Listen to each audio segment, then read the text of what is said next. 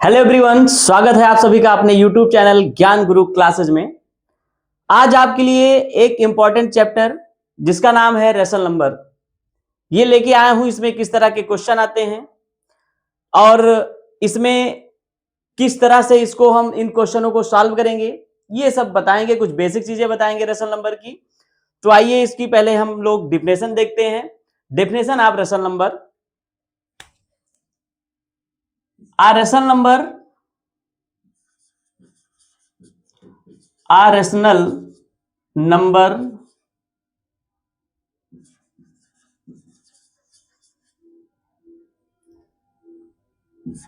is a number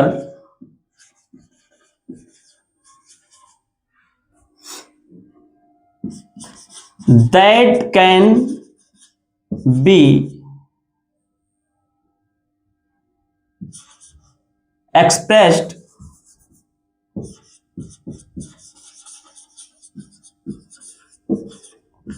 as a form of P by Q are called rational number.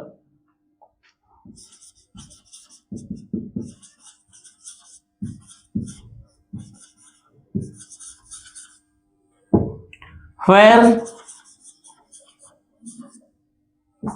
P and Q are integers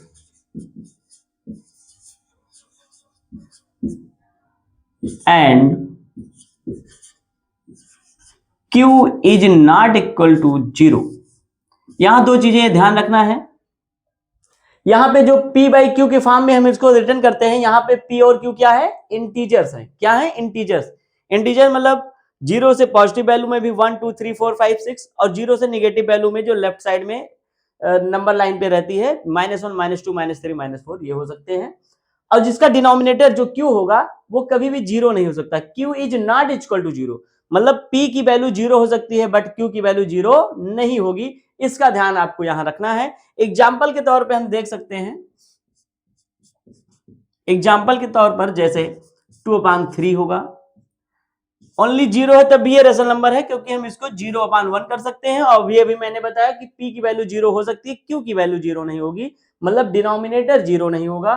तो denominator में 1 है, numerator में 0, इसका मतलब ये भी एक रेशनल नंबर है। ओनली 5 लिख दिया जाए, ये भी एक रेशनल नंबर है, क्योंकि 5/1 हम कर सकते हैं, 10/3 कर सकते हैं। ये सब क्या है? ETC एक्सेट्रा, ये सब क्या है? एक रेशनल नंबर है। इस तरह से हम रेशनल नंबर को डिनोट करते हैं।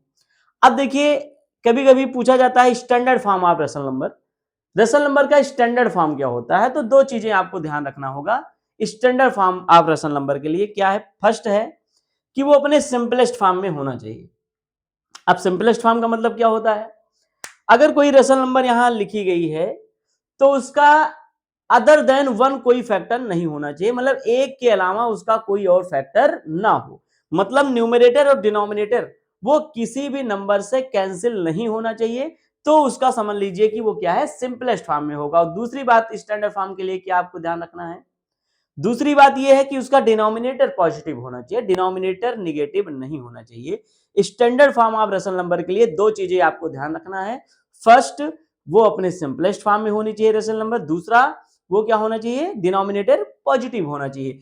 तो standard form of rational number के लिए क्या होना चाहिए?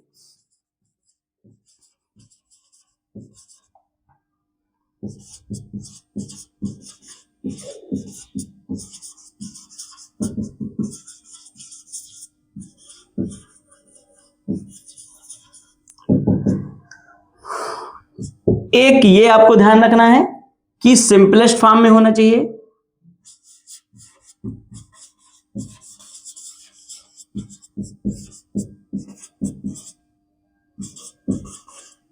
और सेकंड थिंग आपको ये याद रखना है कि डिनोमिनेटर पॉजिटिव होना चाहिए। क्या होना चाहिए? पॉजिटिव।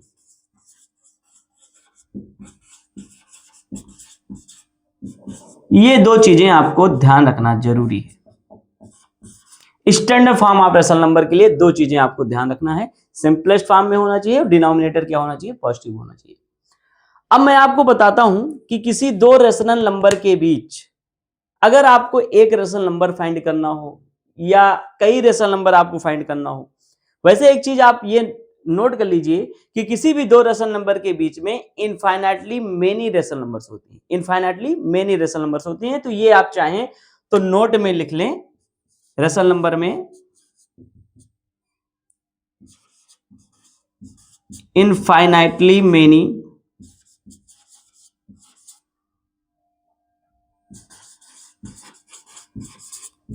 मेनी रेशनल नंबर्स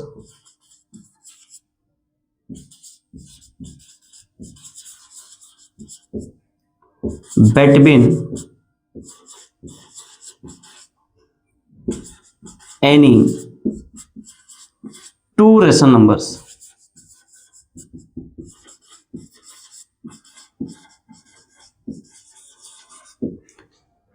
मतलब किसी भी दो रेशनल नंबर के बीच में इनफाइनाइटली मेनी रेशनल नंबर होगी between any two rational numbers.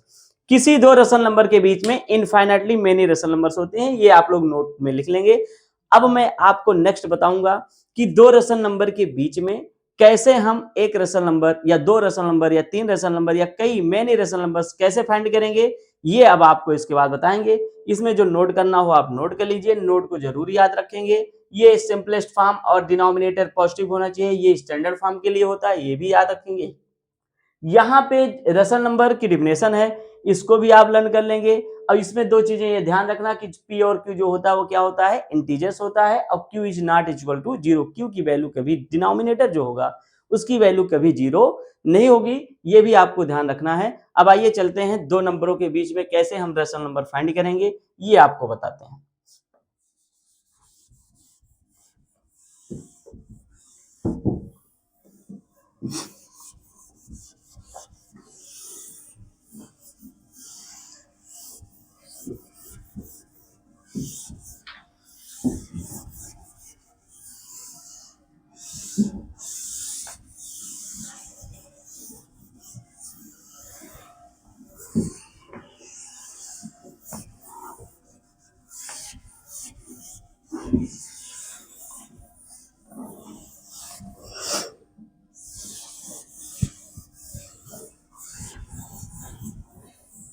देखो बेटा, अब जैसे कोई क्वेश्चन है,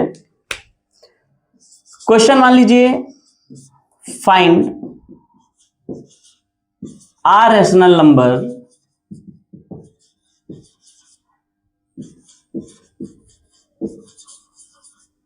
between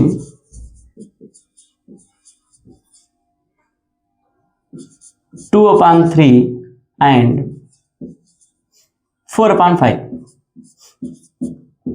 मान लीजिए क्वेश्चन ये है, find a rational number. A rational number मतलब एक रेशनल नंबर फाइंड करना है बिटवीन 2/3 एंड 4/5। 2/3 और 4/5 के बीच में आपको केवल एक रेशनल नंबर फाइंड करना है। तो ये रेशनल नंबर फाइंड करने के लिए आप फार्मूले का यूज भी कर सकते हैं। जिन दो नंबरों के बीच की रेशनल नंबर फाइंड करना है, इन दोनों को ऐड करेंगे और 2 से क्या करेंगे, डिवाइड करेंगे, तो इन दोनों रेशनल नंबर के बीच की एक रेशनल नंबर आ जाएगी। ये फार्मूला है।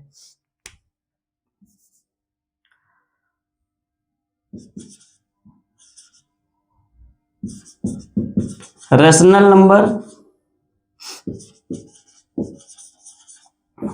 बिटवीन, हम मान लेते हैं ए एंड बी के बीच के निकालना है, तो फार्मूला क्या बनेगा, ए और बी के बीच की रेशनल नंबर फाइंड करने के लिए a plus b whole divided by 2। इसका मतलब इसको ए बोल सकते हैं, इसको बी बोल सकते हैं। तो इन दोनों के बीच की रेशनल नंबर फाइंड करना है, तो इन दोनों को क्या करेंगे, प्लस करेंगे और होल डिवाइडेड बाई 2 करेंगे। रेशनल आ रेशनल नंबर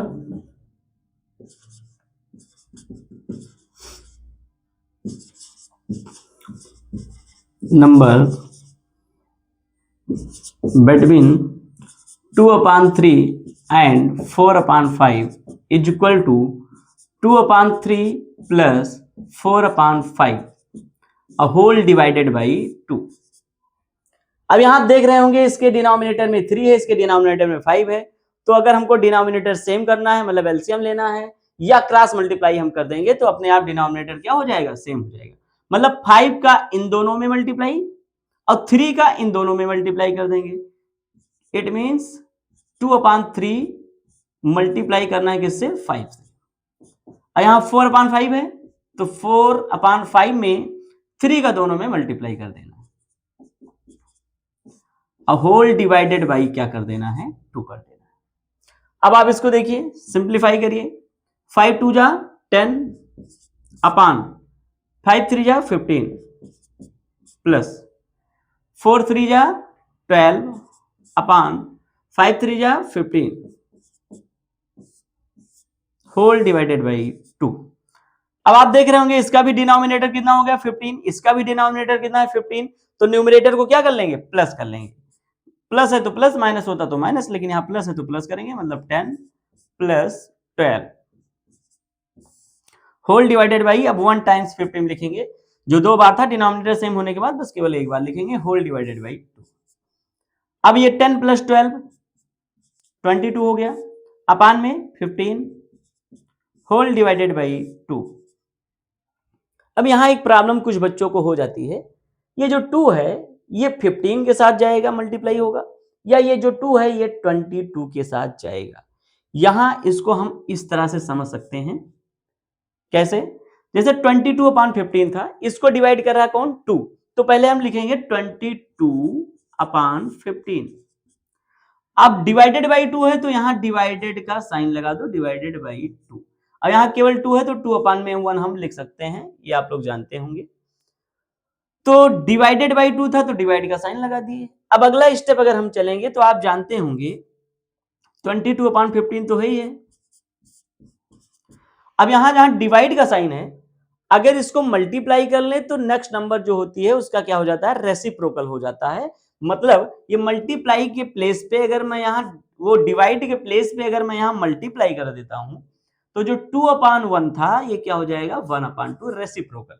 यहां जब साइन चेंज होगा तो नेक्स्ट नंबर का क्या होगा? रेसिप्रोकल। जो 2/1 है वो क्या हो जाएगा? 1/2 हो जाएगा।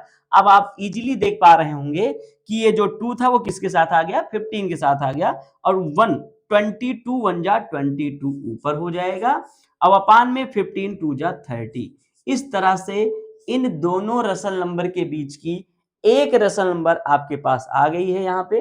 अच्छा, यहाँ जो कंफ्यूजन होता है कभी कभी, इसको भी मैं आपको थोड़ा बता दे रहा हूं। जैसे मान लीजिए, क्योंकि सेम नंबर होगा, कभी कभी 2 जाता है 22 के साथ, और कभी कभी 2 जाएगा इसके साथ, और होगा सेम नंबर, ऐसे ही दिखने में ऐसे ही होगा, लेकिन थोड़ा सा वहां चेंज होता है। कैसे? जैसे इसको आप समझ सकते हैं चाहे तो, जैसे a/b इसको डिवाइड कर रहा है c, तो इसको नेक्स्ट स्टेप में हम लिख सकते हैं a/b और डिवाइडेड बाई c। अब यहां आप देख रहे होंगे कि a/b है, अगर यहां डिवाइड के प्लेस पे मैं मल्टीप्लाई कर देता हूं, यहां c/1 में लिख सकता हूं ना, जैसे कुछ नहीं, अपान में 1 तो हो ही सकता है। तो जहां जैसे डिवाइड का साइन मैंने मल्टीप्लाई किया तो नेक्स्ट नंबर का क्या होता है? रेसिप्रोकल, अभी मैंने बताया। तो जैसे ये c/1 है, क्या हो गया? 1/c।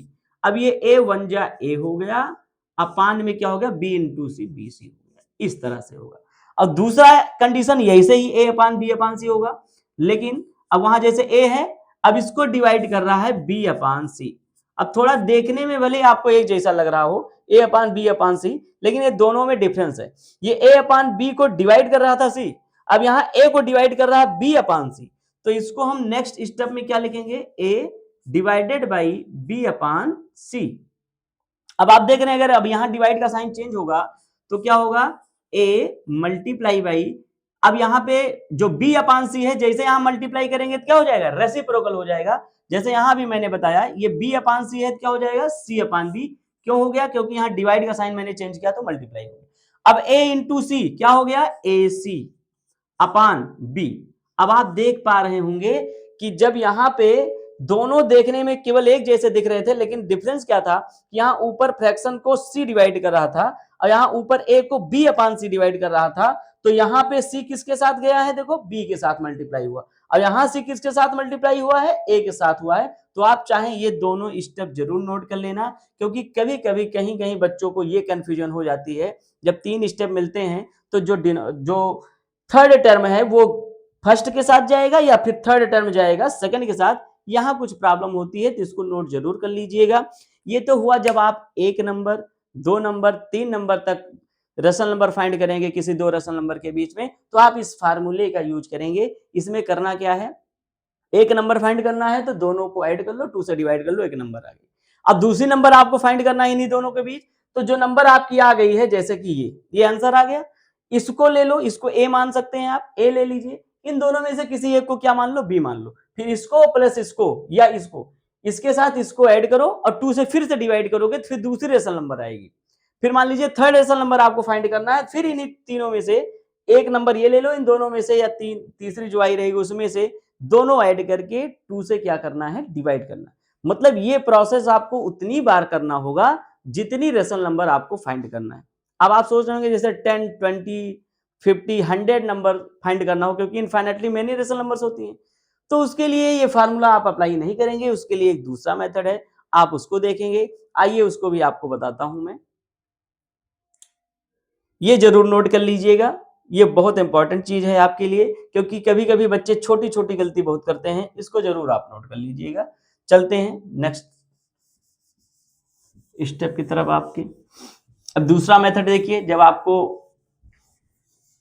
ज्यादा रेशनल नंबर फाइंड करना हो, 1, 2, 3 से ज्यादा, मान लीजिए 10 रेशनल नंबर फाइंड करना है, 20 रेशनल नंबर फाइंड करना है, फिर आप क्या करेंगे, उसके लिए मैं बताता हूं आपको। उसके लिए फार्मूला आपको अप्लाई नहीं करना है, क्योंकि फार्मूला जितने रेशनल नंबर फाइंड करना है उतनी बार आपको करना पड़ेगा।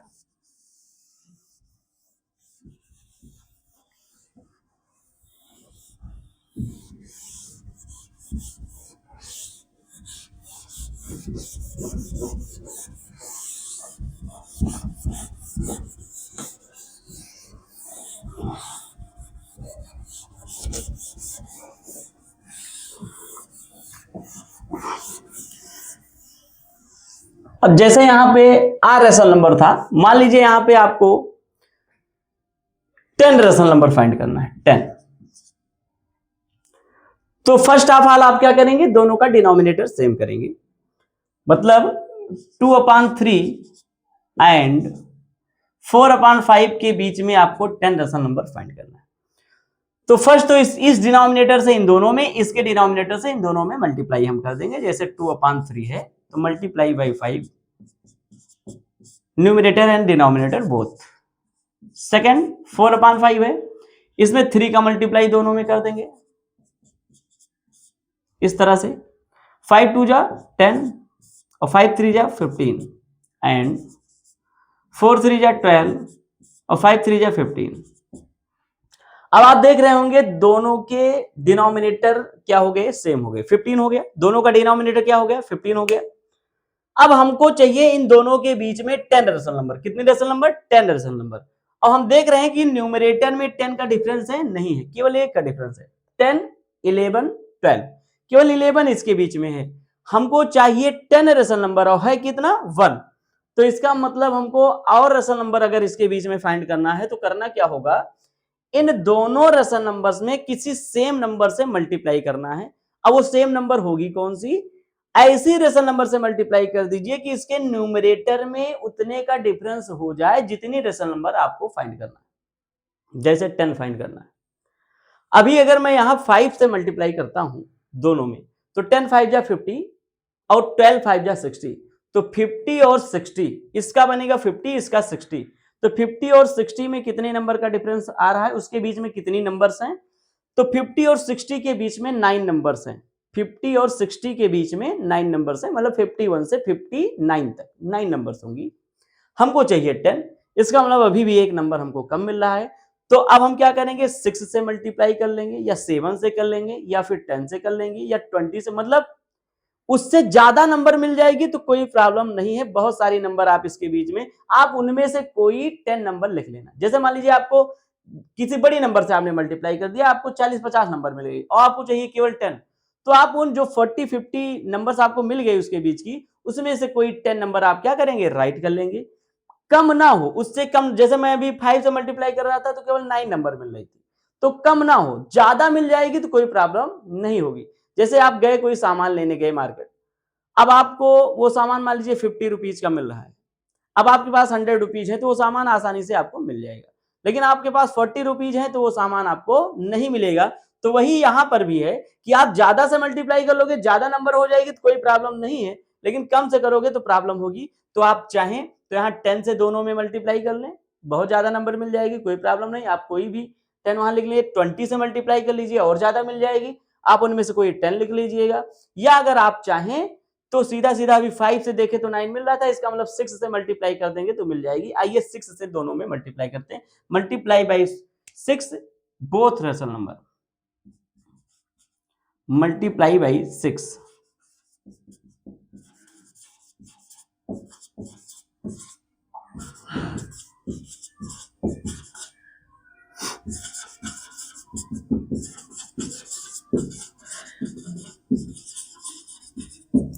multiply by 6 in both rational numbers, 10 upon 15 multiply by 6 and 12 upon 15 multiply by 6 multiply by 6। आप देख रहे होंगे 10 6 जा कितना हो जाएगा 60 और 15 6 जा 90। अब यहां देखेंगे 12 6 जा 72 और 15 6 जा 90। दोनों का डिनोमिनेटर सेम होना कंपलसरी है। आप देख रहे होंगे 90 यहां भी है, 90 यहां भी है, दोनों का डिनोमिनेटर सेम है। अब हम देखेंगे न्यूमरेटर, यहां इसका न्यूमरेटर है 60, एक रेशनल नंबर ये है और एक ये है, इन्हीं दोनों के बीच हमको 10 रेशनल नंबर चाहिए। तो इसका न्यूमरेटर क्या है 60 और इसका क्या है 72। इसका मतलब 60 और 72 के बीच में, तो 60 और 72 के बीच में कौन है 61 अपान 90, 62 अपान 90, 63 अपान 90, 64 अपान 90, 65 अपान 90, 66 अपान 90, 67 अपान 90, 68 अपान 90, 69 अपान 90, 70 अपान 90 और 71 अपान 90। क्योंकि ये 72 है ही है तो 71 तक मैं लिख सकता हूं, लेकिन आपको 10 चाहिए तो 1 2 3 4 5 6 7 8 9 हो गया, एक 70 अपान 90 लिख लीजिए।